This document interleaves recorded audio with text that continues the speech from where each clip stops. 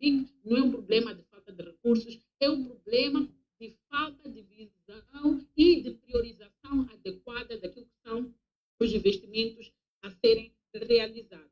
E também porque Moçambique fez uma opção. Ao longo de muitos anos, Moçambique preteriu de se tornar um país produtivo, um país produtor, para ser um país importador e viver dessas rendas de importação. Ou seja, no lugar de nós desenvolvermos um Guri para produzir arroz, o Limpopo para produzir arroz, desenvolvemos o Vale do Zambeze para produzir várias outras culturas, o trigo, por aí fora, e tantos outros vales que nós temos no nosso país, nós preferimos apostar nas grandes empresas que fazem a importação do arroz da Tailândia e de outros países e com isto ganharmos pequenas taxas. E nisto nós acabamos perdendo, inclusive, oportunidade de gerar uma economia que cria empregos para os seus próprios cidadãos, produz comida para os seus próprios cidadãos. E, Fátima, vai desculpar? Vai ficar com o mesmo... Estamos com pouco tempo. Já vou terminar. Sim, já vou terminar. E mesmo sendo nós um país com abundância de recursos naturais, nós não estamos a saber também negociar a forma como exploramos esses recursos, de tal sorte que às vezes até não fazemos o trabalho que deveríamos fazer para captarmos o máximo possível de receitas que poderíamos tê-las. Portanto, isto para dizer que o problema de Moçambique não é um problema econômico, é um problema político, é um problema de escolhas racionais que foram feitas de preterir a produção para viver de rendas, para pessoas que eventualmente ganham algumas comissões no meio disto, a ausência de compromisso na implementação de políticas que promovam o desenvolvimento integrado, focado sobretudo nos grupos mais vulneráveis. Estamos a falar, em particular, nas zonas rurais, onde, por exemplo, se concentra a maior riqueza deste país, mas é onde continuamos a ter os elevados níveis de pobreza. Portanto, infelizmente, em Moçambique, viver na zona rural ainda é sinônimo de viver na dificuldade, de viver na indigência, ainda que lá se localizem os principais recursos que são exportados, vendidos e geram bilhões de dólares para multinacionais e uns milhõezinhos para os cofres do Estado. Por exemplo, também há uma falta de vontade política para trazer soluções sustentáveis para as zonas rurais. Eu quero trazer, e a finalizar, quero trazer aqui o exemplo destes tratores que foram apresentados como solução de transporte para as zonas rurais. A ideia de que aqueles transportes são a melhor solução para as zonas rurais, significando que as pessoas das zonas rurais merecem viver no pior, quando o Estado poderia dar-lhes o melhor, e como consequência as pessoas estão a sair da zona rural, onde há riqueza, onde há terra, onde há possibilidade de produzir, para as zonas urbanas, para eles viverem em condições ainda piores, porque mais vale viver na cidade, onde tens acesso a quase tudo, do que viver na zona rural, onde há escassez de quase tudo, ainda que na zona urbana vivamos em dificuldades. Portanto, isto para dizer que nós precisamos de aproveitar o processo do diálogo político para construirmos uma agenda nacional de desenvolvimento. Nós precisamos de um novo pacto social, e este pacto social passa por nós permitirmos que o nosso país, o nosso Estado, desenvolva, tendo em conta os recursos e as condições que tem. Recursos financeiros temos, recursos humanos temos. O que nós não temos, infelizmente, é liderança. Espero que o Anamola possa ser esse espaço de geração dessa liderança que nós precisamos para conduzir Moçambique rumo ao desenvolvimento, para usarmos os recursos que nós temos disponíveis para resolver os problemas da população e melhorar as nossas condições. Se na Singapura foi possível, obrigado. E Singapura... Vai desculpar-me mesmo, Fátima, é o tempo mesmo. Muito obrigada. Muito obrigado, muito obrigado. Obrigado pela sua intervenção. Sabemos que tem muita coisa para partilhar e momentos e não vão faltar para esse aspecto. Vamos ter duas intervenções, depois vamos ao intervalo. Vamos ao intervalo daqui a pouco mesmo. Mas antes disso, recebemos de Portugal uma mensagem que vamos ler. Mensagem, portanto, conforme sabemos, há uma azáfama para a organização de eleições em Portugal. Recebemos uma mensagem do analista português Rodrigo Adão da Fonseca, ele que é um dos principais assessores do candidato presidencial de Portugal, Gouveia, o almirante Henrique Gouveia e Melo. Portanto, o Rodrigo da Fonseca enviou-nos esta carta, esta mensagem, devia entrar em direto, infelizmente não poderá.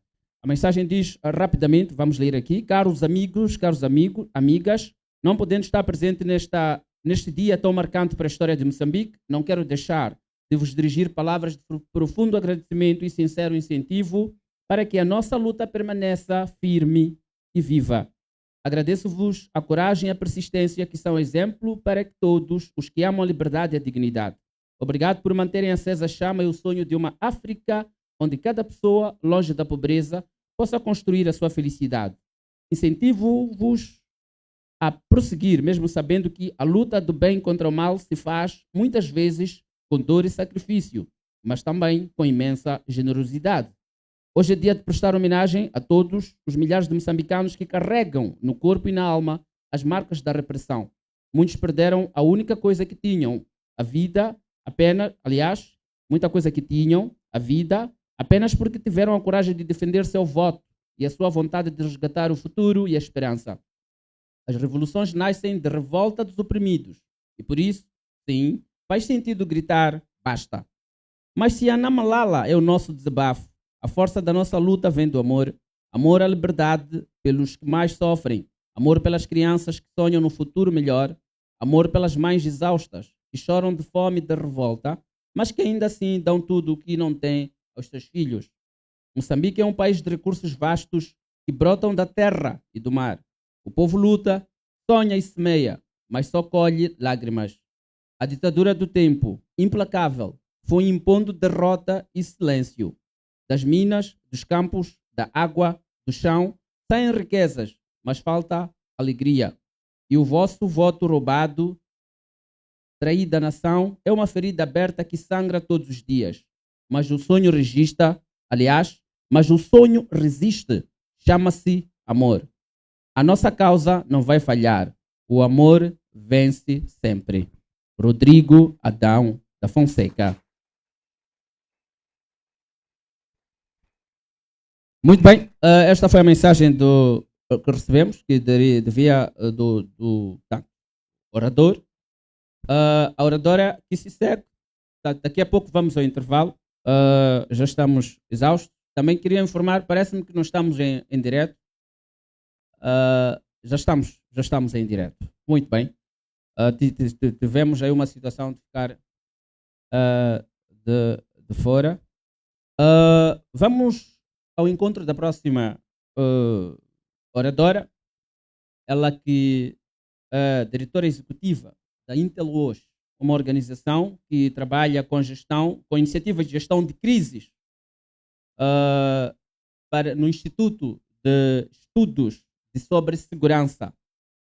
A nossa oradora fundadora e membro de um centro de estudos estratégicos no sul do Sudão e autora de vários livros, um livro em particular, de particular destaque, tem a ver com a governação e também o estado de segurança da governação em Angola. Bem, espero que eu tenha feito menção de forma correta. Senhoras e senhores, espero que estejamos conectados com a Paula Cristina Roque.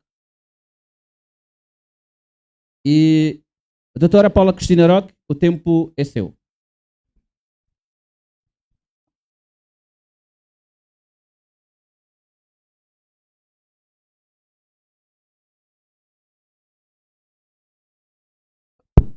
Parece-me que ainda já está tudo bem.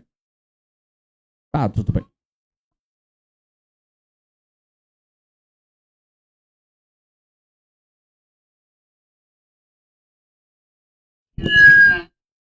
A apresentação que enviei ontem ao Cremil, eu mudei-a e então gostaria de fazer agora uma nova apresentação.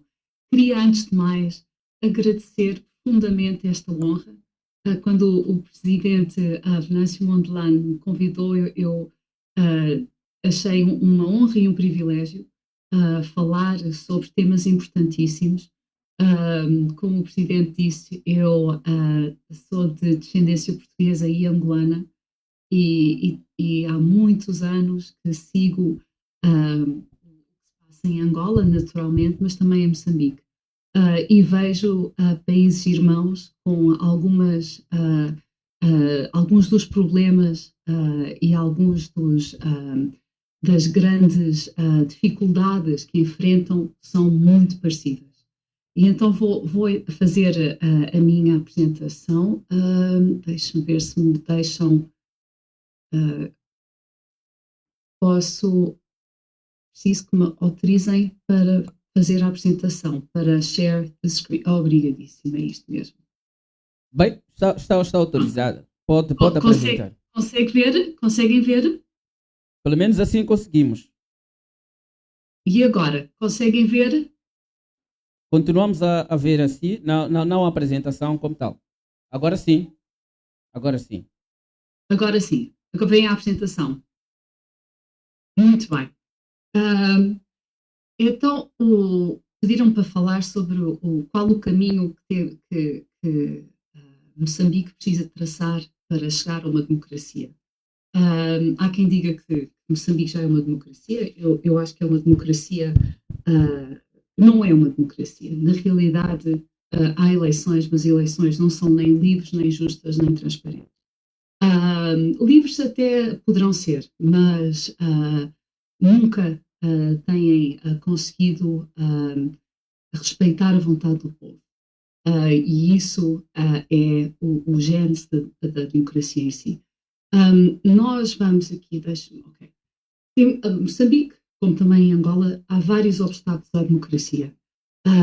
No caso particular de Moçambique, temos a partidarização das instituições, o Presidente Mondlane já falou sobre isso, a fragmentação do Frelimo e vindo a piorar na última década, e a emergência de outros grupos políticos e económicos que dominam, são grupos muito mais restritos, e neste caso o conclave Maconde tem a ver com esta transformação, mutação e fragmentação da Frelimo. Temos a captura da economia, exatamente, mas isto já tem acontecido há muito tempo e piorou durante, não o conclave Maconde, mas na altura da presidência do... Bem, Cristina, perdoa-me interrompê-la. Podia deixar em full screen aí na apresentação? Como está a usar aí o PowerPoint? Eu pensava que estava. Aqui não estava, não. Não está, não. Não está? Um slide, sim. Para preenchimento da tela. Agora sim. Perfeito.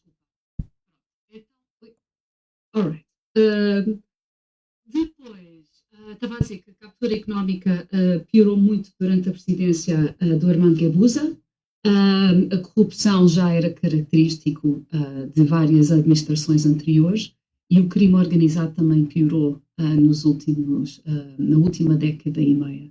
A presença do Ruanda é um grande obstáculo e o aparelho de segurança fragmentado. Temos interesses externos e a conivência diplomática que autoriza de forma implícita esta repressão e esta corrupção. Há uma nova forma de repressão e controle, surveillance, que alimenta muito a tentativa da Frelimo de alargar uma cultura de medo e também o perigo da desinformação.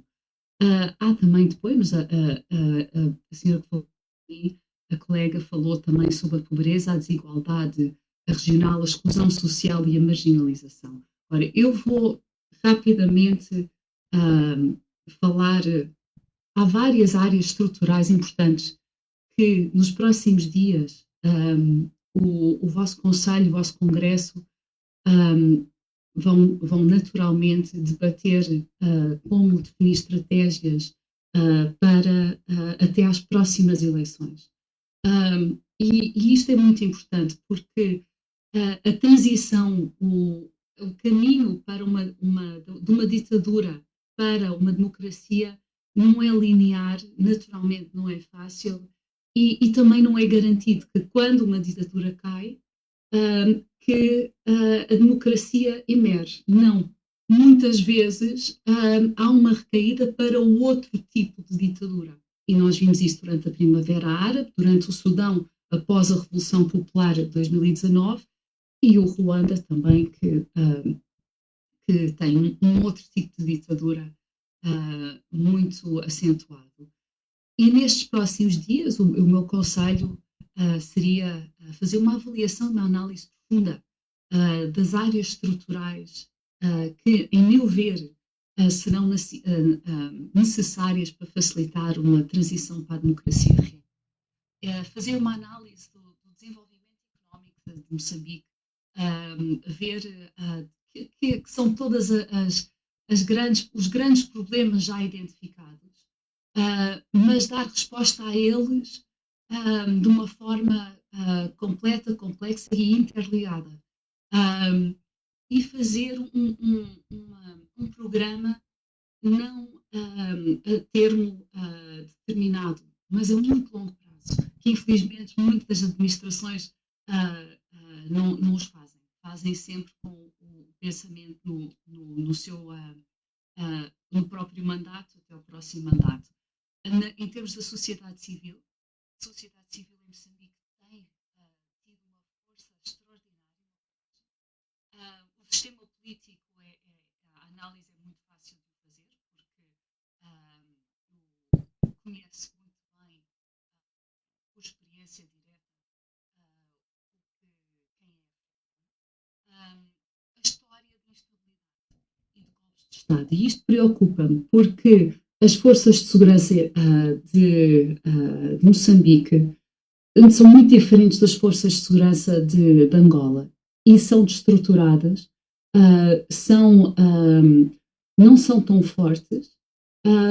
Por um lado é um positivo, porque poderá dar mais espaço à governação civil após uma saída democrática da Frelimo, mas poderá também destruturar e fragmentar focos de violência e de luta pelo poder e de influência militar e de segurança, e isso preocupa-me um pouco. Depois temos a questão da demografia. A questão da demografia também, a divisões étnicas, religiosas, o próprio sentimento de marginalização, que muito contribuiu para a guerra no norte em Cabo Delgado, que é o outro grande problema. Nós temos aqui, temos visto, como estava a dizer, uma desgovernação da Frelimo. Na última década tem centralizado mais o controle do Estado, que já tinha, por isso não é nada de novo. Mas a postura ficou mais repressiva. Se durante a administração do presidente Guebuza houve uma acentuada corrupção e a captura do Estado e da economia, durante a presidência do Nyusi houve uma acentuada repressão e estratégia de antidemocrática.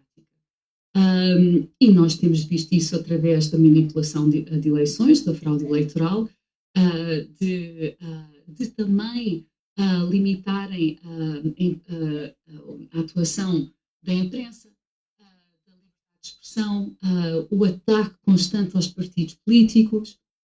Temos visto a partidarização e o controle das instituições do Estado, especialmente do Poder Judicial e Legislativo, e depois temos visto a destruturação do monopólio de violência, por design de um lado e por default do outro, onde temos várias milícias que estão dependendo do controle do Estado ou não.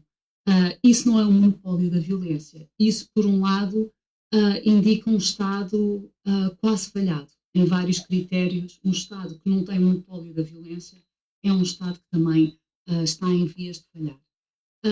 Como nós, e aliás, temos aí o meu colega e amigo Luís Nhachot, também tem escrito muito sobre o conclave Maconde,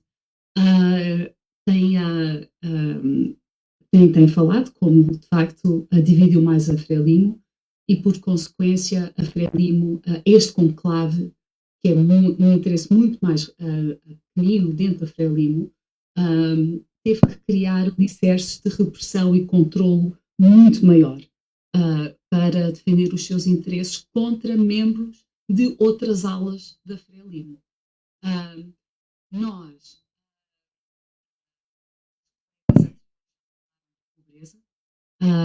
a pobreza em Moçambique é multidimensional.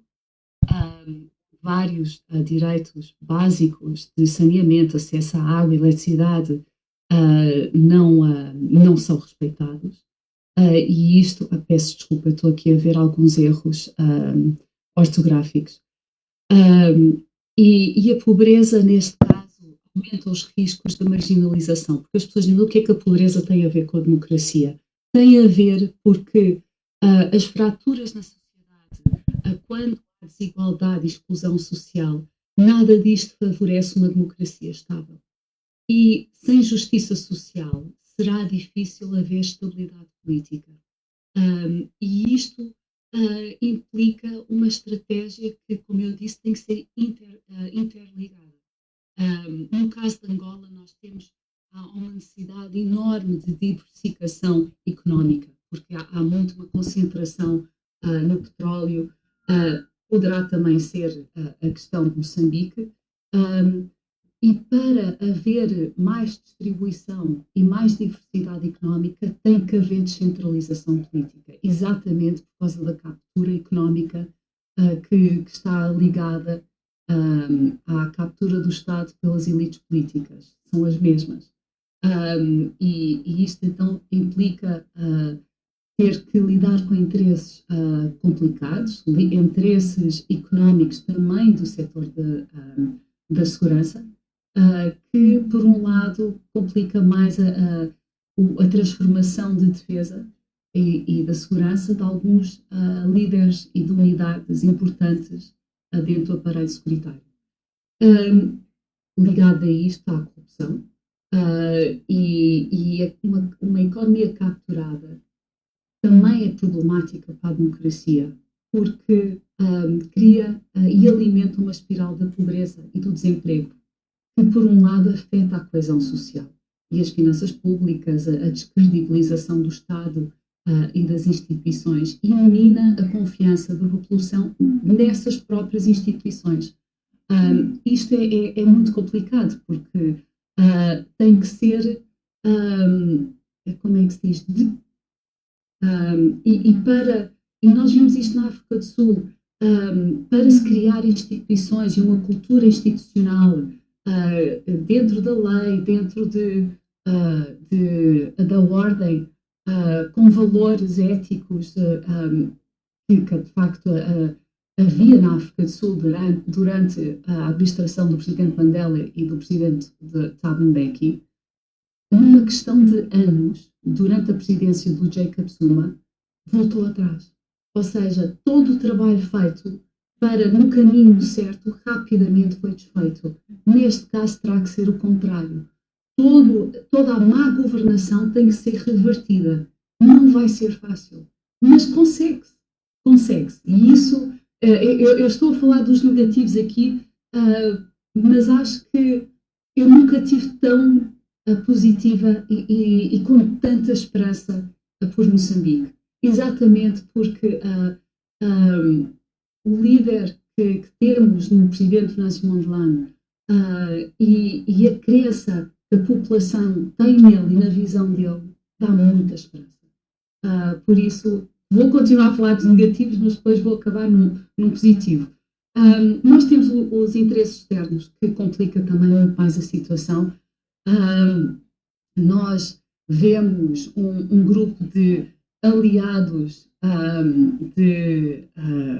dos países, chamavam os países do Frontline States, que eram os 6 países no poder, os ex-movimentos de libertação, Frelimo, o MPLA, a ZANU-PF no Zimbábue, a SWAPO na Namíbia, a CCM na Tanzânia e o ANC na África do Sul.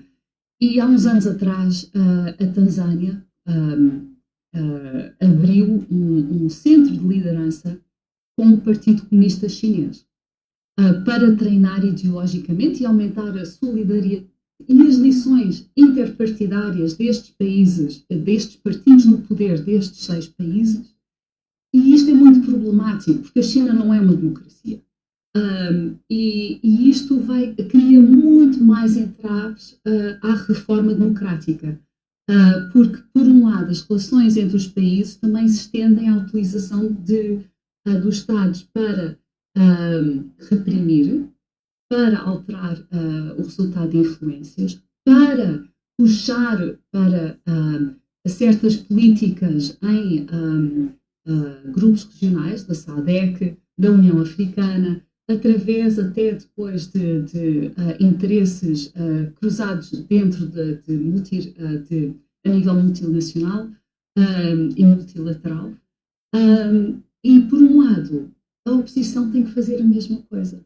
Se o grupo de partidos no poder tem uma aliança, a oposição em Moçambique tem que se unir internamente, mas a oposição destes 6 países e outros dentro do continente africano também tem que se unir, porque sozinhos não conseguimos. E estas alianças com aqueles que partilham os mesmos valores democráticos farão uma luta não solitária, mas uma luta onde há e a sua confiança de se manter no poder, o que aconteceu em Moçambique. E isto é importante, porque, mas não pode ser só a língua portuguesa, tem que ser a África francófona e a África anglófona, porque Moçambique está a abrir caminhos muito importantes e é importante que outros países sigam o mesmo caminho, mas também ajudem Moçambique a seguir este seu caminho da reforma democrática.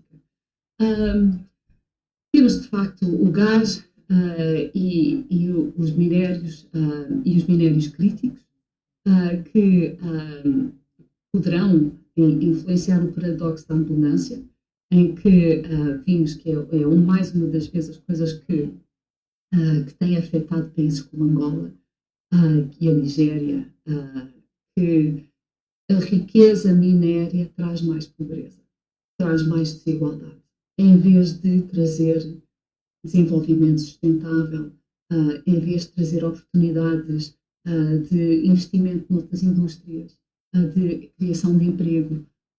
E isto, mais uma vez, implica pensar sobre um programa económico e social que tome em consideração todas as outras áreas que têm que ser pensadas por causa não só dos interesses políticos e securitários que estão incluídos neste paradoxo da abundância, mas também os interesses externos, tanto da França como do Ruanda, como de vários países, aliás, a própria Portugal e Estados Unidos da América e a União Europeia. O aparelho securitário é complicado porque não há fiscalização quase nenhuma sobre quantos membros tem cada unidade do aparelho das forças de segurança de Moçambique. Algumas fontes de inteligência da região falaram que o exército é das unidades de segurança mais fracas, tem, em termos operativos, tem um número menor, de 12.500. A polícia, que inclui a unidade de intervenção rápida, poderá ter 50.000, e os operativos de intelligence e serviços de informação, 20.000. Mas nisto existem também, como eu disse, os Namparamas, a força local, há várias outras forças de milícias cujos números também não conhecemos, e também temos os esquadrões da morte, que, mais uma vez, é tudo criado de forma clandestina, tudo criado fora da lei, feito para intimidar, feito para criar medo e reprimir de forma muito aberta. Já nem se esconde como se escondia antigamente.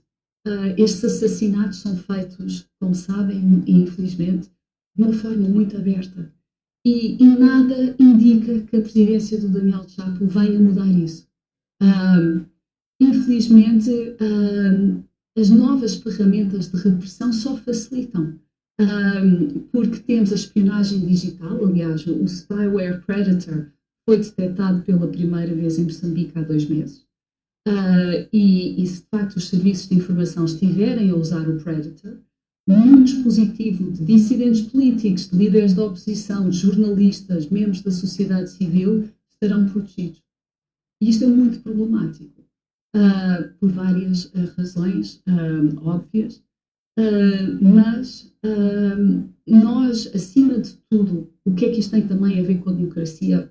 É óbvio as implicações nefastas para a democracia, mas também vemos a importância da unidade transversal dentro da própria sociedade, da necessidade de haver um controle civil das forças de segurança e destas forças de segurança fazerem uma transformação de defesa importante, onde eles têm um sentido patriótico, não partidário. Eles os donos não são a Frelimo, os donos é a população e o governo que a população elege. Porque o povo é soberano. Onde estas forças são isentos de corrupção, que também é muito difícil fazer esta separação, onde as estruturas de comando são responsáveis e fiscalizáveis. E porquê? Porque nós não podemos arriscar que haja golpes de Estado. E Moçambique, onde o governo os governantes são responsáveis e representam e cumprem com as expectativas que os cidadãos têm, e quando lhes dão um mandato, eles têm que cumprir essas expectativas. E há várias outras áreas que são muito, muito importantes, mas acima de tudo, depois de 50 anos da Frelimo, de 50 anos onde a situação foi piorando a vários níveis, um novo contrato social é um dos pilares mais importantes para conseguir atravessar anos difíceis de reforma nas áreas todas que referi e apoiar as forças da reforma, da democracia, da liberdade, e que de facto têm muita coragem. E eu vejo no partido, vejo na presidência do Venâncio Mondlane, vejo na sociedade civil, vejo na imprensa moçambicana uma coragem. Vejo também alguns líderes da Renamo e do MDM, não só a Ana Mola, mas há outros. O próprio Frelimo, acho que Moçambique, esta reforma tem que ser feita com todos, porque vai ser difícil, mas vamos consegui-la. E pronto, mais uma vez agradeço, foi um privilégio, espero que não tenha falhado no mandato que me deram e agradeço muito. Muito obrigada.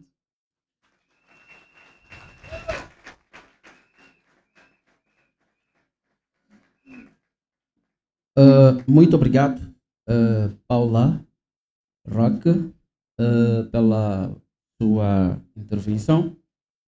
Vamos, portanto, à última intervenção para esta tarde aqui no nosso Conselho Nacional, nesta cerimónia inaugural deste evento. Conforme estava a explicar, vamos daqui a pouco ao nosso intervalo. A próxima oradora nossa e a última oradora desta tarde vai, portanto, debruçar-se sobre um tema conhecido, que é um tema de género. Vai falar sobre a mulher nos centros de tomada de decisão. É moçambicano, nasceu no ano de 1947, filho de pais portugueses e também formou-se em Portugal, teve várias áreas de formação, uma delas tem a ver com a sociologia e mais tarde formou-se também, aliás, formou-se como na área de sociologia e história e também fez pós-graduação em ciências pedagógicas na década de 70 em Portugal. E ela regressa em 1971 para Moçambique, onde começa a entrar na vida docente em 1981 e ficou até 2008, primeiro na Faculdade da Economia e depois mais tarde na Faculdade, na verdade, no Departamento de História, na Faculdade de Letras aliás, na Faculdade de Investigação em Ciências Sociais. Também passou por França, onde fez a sua formação, mais uma formação em Sociologia. Vamos receber para a próxima audição. Aliás, não seria de desonestidade intelectual não poder também falar do contributo que teve num movimento chamado, portanto, um movimento feminista nacional, que na altura era incompreendido, segundo dizia.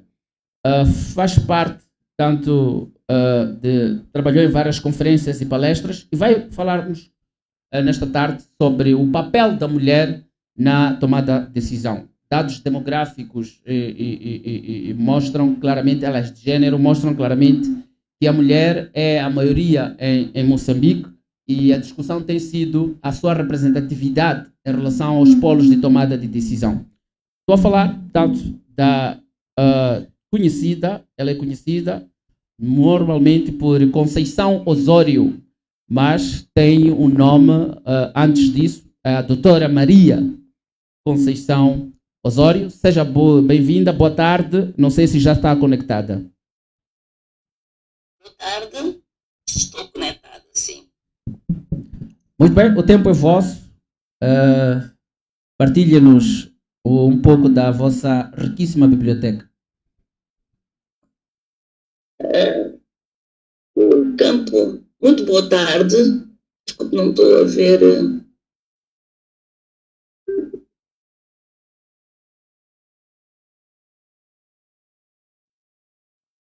Boa tarde, então, não estou a ver. Estão a ouvir? Perfeitamente, estamos a ouvir. Perfeitamente. Estamos a ouvir. Então, eu escrevo sobre o campo político desde 94, mais ou menos, sim, penso que foi das primeiras eleições legislativas aqui no nosso país. Eu quero agradecer, na pessoa do presidente Venâncio Mondlane, o convite da Ana Mola para participar no primeiro Conselho Nacional do partido.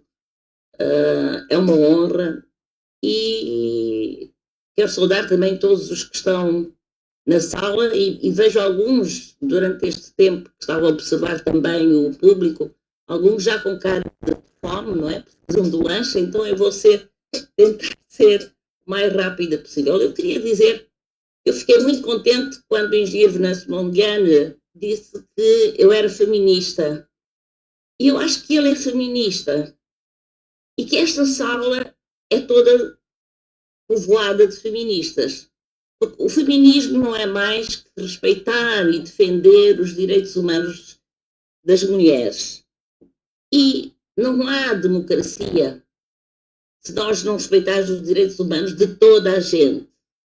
E não há democratas, portanto, se as mulheres não forem incluídas na vida do país, não participarem em todas as áreas de maneira igual, com igual oportunidade em todo o campo, não só político.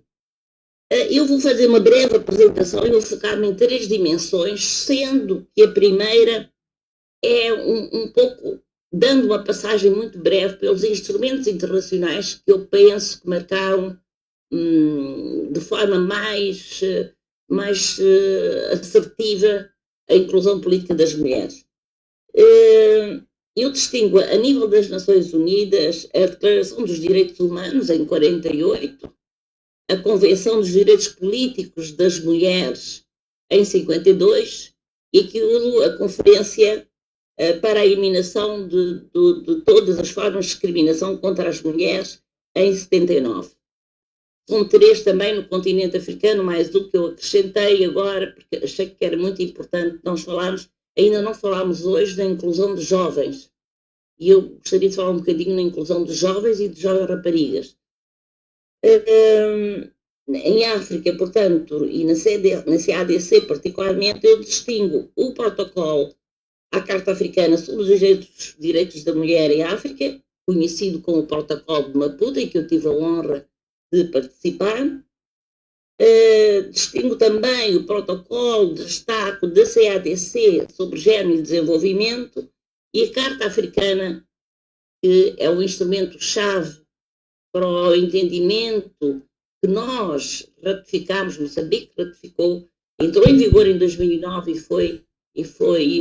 doutora Maria, desculpa, doutora Conceição, possa pedir que alinhasse a câmera? Parece-me que está a sair aos pedaços. Assim? Não. Está com problemas a câmera também. Assim? Está melhor? Está. Está aceitável. Está aceitável. Não está muito bem, não é? Mas está aceitável. Exato. Então, estes documentos que percorrem, eu salientei porque eles mostram... Parece que tem que mexer. Eu estou a ter retorno um pouco mais tarde, por isso que não... Assim não... Lembro que é nova e eu ainda não sei mexer muito bem nela. Só um minuto. Tá, agora tenho informação que está a flutuar. Está boa agora. É deixar assim. Está bom. Pronto. Eu destaquei estes documentos todos porque eles percorrem um longo caminho que se inicia-se por direitos humanos iguais de mulheres e homens. É uma definição muito simples do artigo 2 da Declaração das Nações Unidas.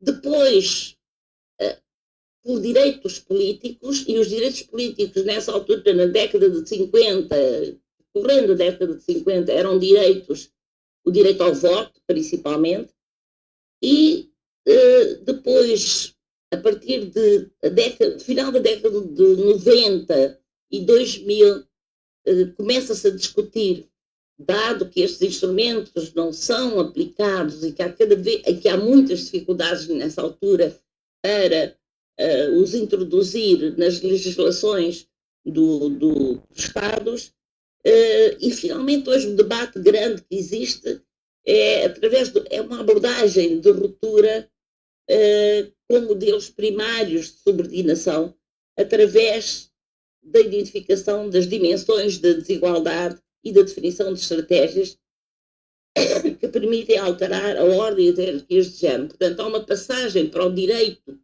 de igualdade formal e para o direito de acesso formal para uma reflexão sobre os elementos que impedem e que não permitem que a participação política das mulheres seja percebida e seja exercida da mesma maneira. Em Moçambique, além da legislação toda contra a violência baseada no género, há 2 documentos que eu gostaria de salientar. Um é Política de Género, e o 2018, e o outro são várias estratégias que são feitas nos setores do Estado. Todo o setor do Estado tem uma estratégia de género, mas eu destaco a estratégia de género da função pública porque é a única que articula a equidade com igualdade, que são 2 elementos distintos.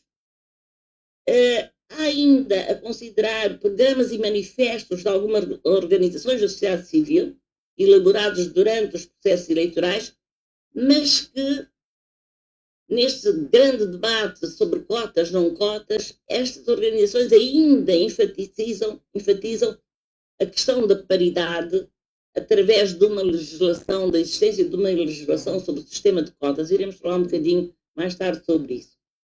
Os resultados destas ações do nosso país e da ratificação de todos estes instrumentos, e muitos mais que eu não salientei, têm evidenciado que a nível central há um esforço no sentido de colocar mais mulheres nos órgãos de soberania. E eu vou dar só um exemplo.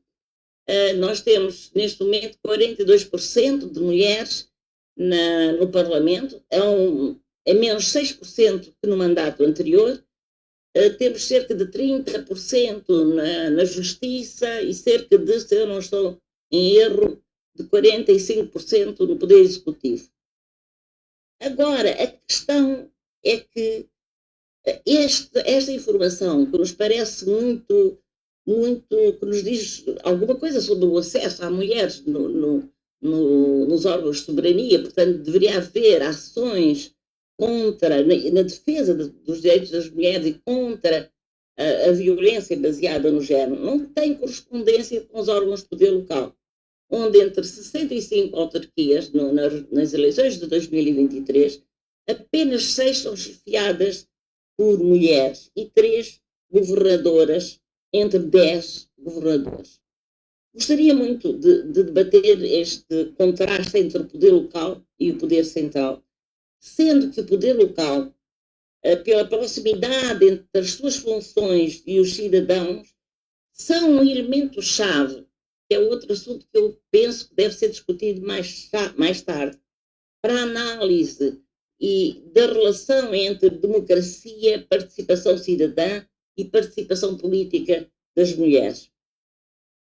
Mas o tempo impõe-me que não vá adiante. Eu depois, provavelmente, com a organização da juventude e a organização das mulheres, poderei desenvolver mais este assunto. É a altura, portanto, de refletir, que é a minha segunda dimensão, sobre os obstáculos que não permitem que todos estes instrumentos, o número de mulheres que existem nos órgãos de soberania, que são bastante mais altos que grande parte dos países da União Europeia, por exemplo, produzam consistentemente a eliminação das assimetrias de género entre homens e mulheres nos partidos políticos. Eu considero a existência de 3 conjuntos de obstáculos. O primeiro são os obstáculos de entrada e são de ordem cultural.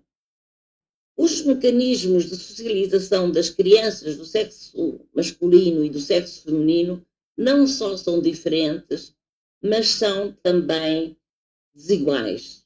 E vamos ver porquê. A divisão sexual do trabalho em casa, a aposta da família na educação dos rapazes, a Fátima já falou um pouco nisso, e não só nas zonas rurais, mas nas zonas urbanas também.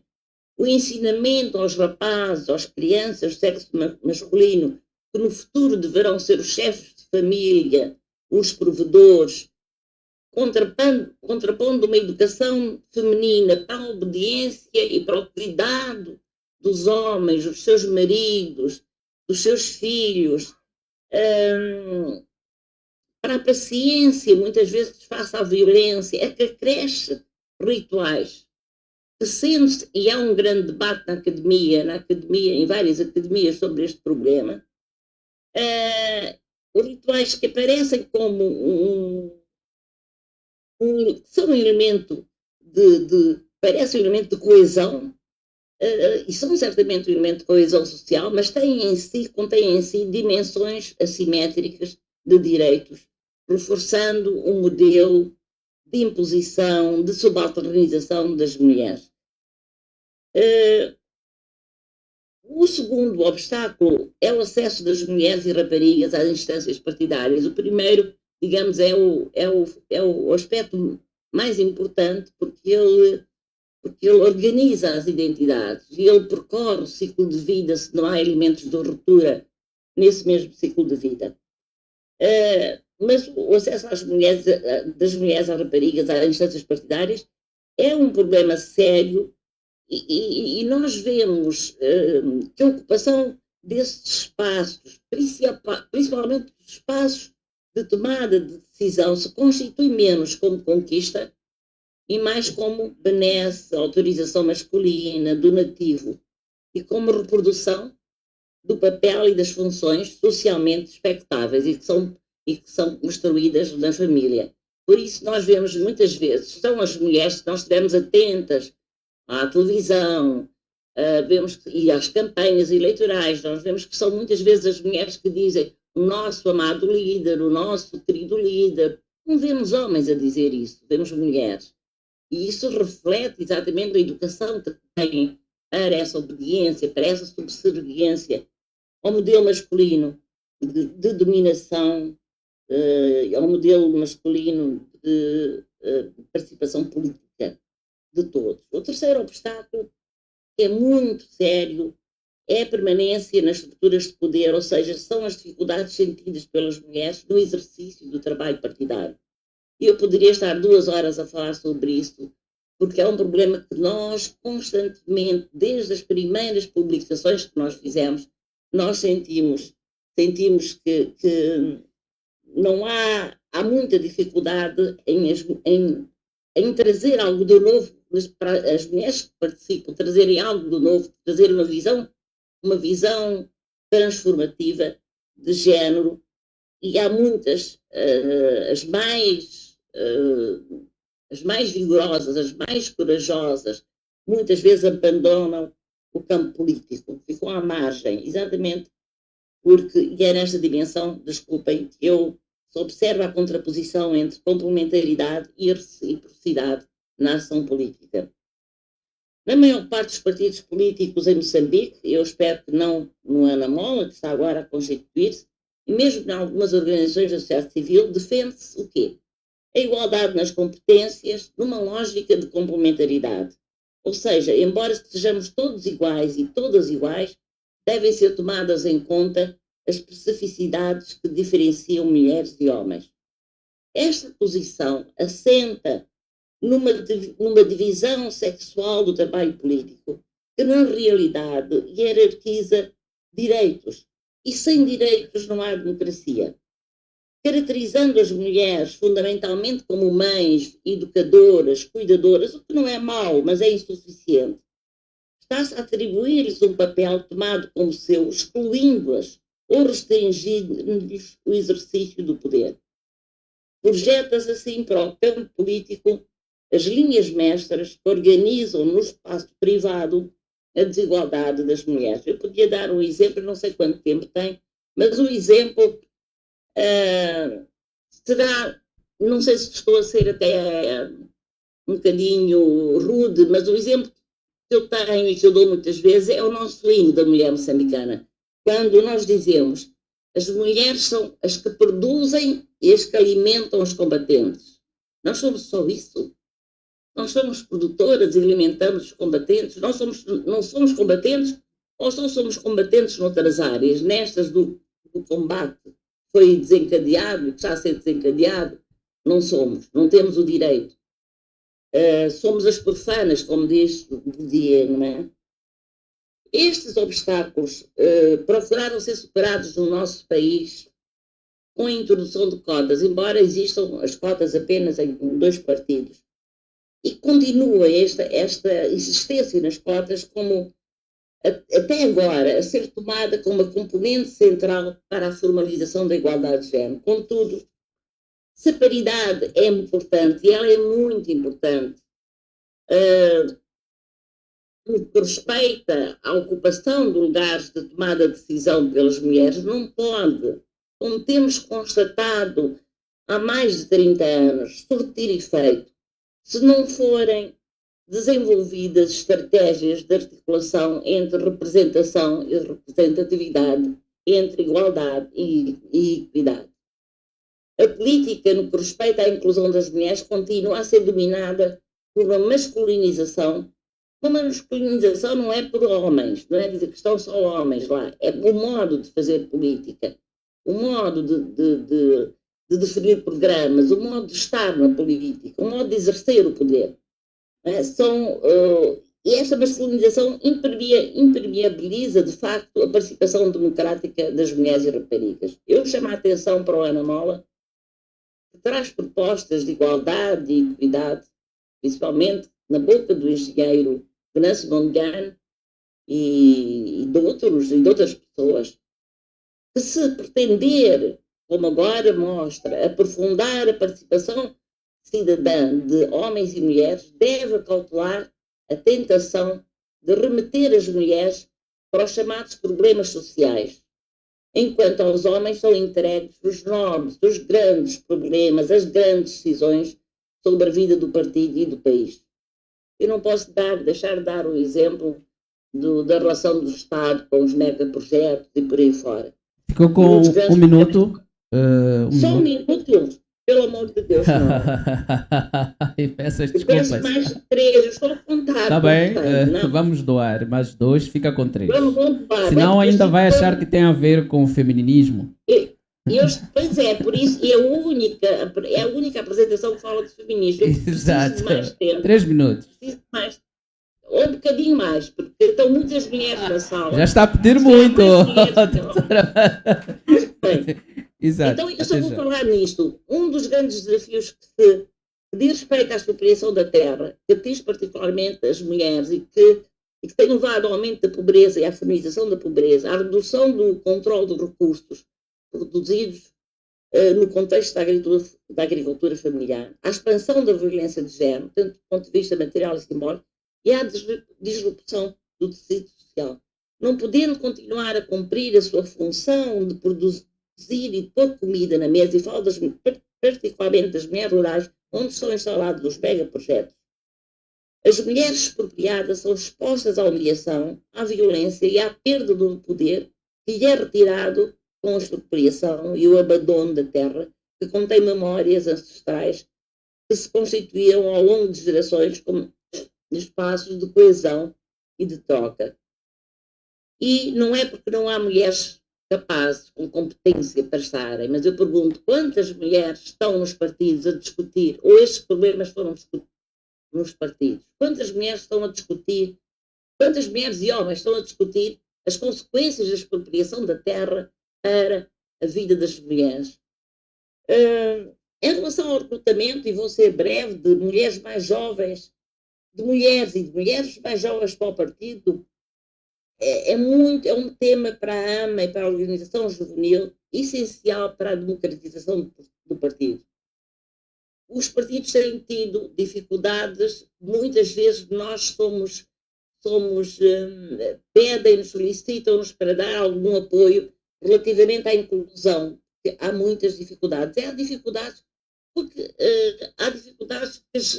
Quais são o tipo de dificuldades? Primeiro, as raparigas mais novas são muitas vezes escrutinadas com um perfil de inclusão que se rege por uma representação muito controladora da sua vida, das suas opiniões, das suas escolhas, e depois há o outro lado, é a limitação das suas intervenções e a pouca valorização das suas propostas. Ora, se queremos a inclusão de jovens mulheres, temos que dar voz e poder em reciprocidade e não em complementaridade. Nós não queremos ser só aquelas que alimentam e produzem e alimentam os combatentes. Não sei se eu posso mais de 3 minutos. Já gastou 30 segundos. Continua, é só correr mesmo. Pronto. A AMA tem como base social um movimento que é um movimento excepcional de mulheres e raparigas que, com coragem e ousadia, já demonstraram nas manifestações. E as manifestações, nós não temos que ter medo de falar nelas.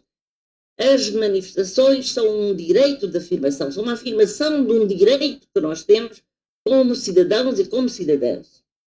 E elas já demonstraram a importância da participação cívica, subvertendo os limites impostos pelo modelo que as marginaliza, tomando o poder como conquista de direitos. Assim, continuando esta trajetória de luta, as mulheres e raparigas podem e devem participar na vida do partido e reivindicar a ocupação de espaços e de posições de tomada de decisão. Deve começar, é meu conselho para a AMA, para ser mais rápida, fazer uma planificação de género, porque uma planificação de género responde melhor do que a agenda direta, do que a agenda de género, responde melhor às necessidades estratégicas, acentuando a transformação de comportamentos e a interiorização de valores que permitam também a apropriação dos princípios na prática cidadã e na prática política. E é nesta linha, e eu vou terminar já, e tendo como estratégia a planificação de género, identificação de problemas, atividades a realizar, recursos que existem ou que precisam de existir, resultados a atingir, metas e orçamento, que é uma coisa muito séria, que normalmente, se forem ver as ligas femininas, as organizações de mulheres têm muito pouco orçamento, não são digamos, suborçamentadas. Pensamos que a AMA tem que começar a refletir já nas eleições locais de 2028 e nas eleições de 2029 e na inclusão nos manifestos eleitorais do Ana Mola uma abordagem interseccional em todos os pilares que constituem as propostas e compromissos do partido. E também fazer alianças com mulheres de outros partidos, com organizações da sociedade civil, plataformas de entendimento, não só sobre a violência de género, mas sobre o acesso à justiça, por exemplo, sobre a corrupção. Por que é que não há mulheres a falar da corrupção? Ou por que é que as suas vozes não são vocalizadas? Desculpem a repetição. Portanto, para acabar, se me permitem, e refletindo sobre a luta das mulheres no nosso país, e principalmente sobre a luta exemplar que a AMA tem desenvolvido, eu finalizo recorrendo a um pedaço de uma estrofe do nosso hino nacional. Milhões de braços, uma só força. Ó pátria amada, vamos vencer. Muito obrigada. Muito obrigado.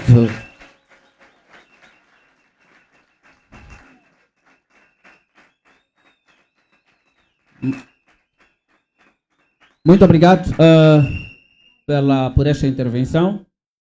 E parece-me que acabou conquistando mais adeptas do que adeptos aqui dentro desta sala. Por isso é que eu preciso de adeptos para falar também. Bem, obrigado. Chegamos ao fim do nosso ciclo de temas relativos a vários aspectos relacionados ao nosso país. E tivemos aqui uma naipe de oradores que trouxeram as suas visões, as suas abordagens. Também colocaram perspectivas e propostas valiosas.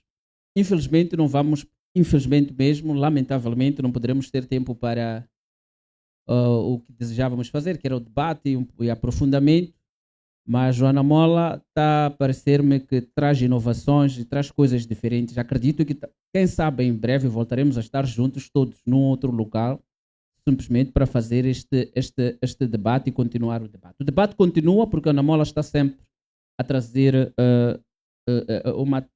tenta, não é, contribuir para o estado tanto das coisas na perspectiva da melhoria da vida dos moçambicanos. Em termos gerais, este foi o nosso momento. Vou agradecer a vossa presença aqui e também dos oradores, e o restante deixo com a direção, e muito obrigado.